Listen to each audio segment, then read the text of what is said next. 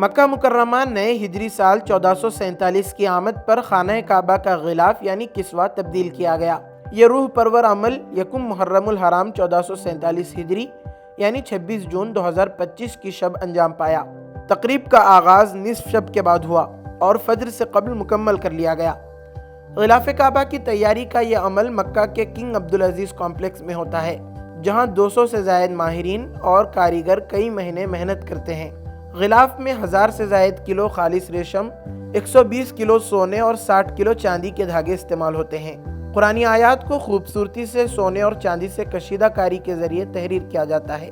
تبدیلی کے دوران پہلے پرانے غلاف کو احتیاط سے اتارا جاتا ہے، پھر نئے غلاف کو چاروں طرف سے آہستہ آہستہ چڑھایا جاتا ہے۔ اس موقع پر حرمین شریفین کی انتظامیہ کے اعلیٰ حکام اور ماہرین موجود ہوتے ہیں، جبکہ ہزاروں زائرین براہ راست یہ ایمان افروز منظر دیکھتے ہیں۔ یہ روایت ہر سال نئے اسلامی سال کی پہلی تاریخ کو انجام دی جاتی ہے۔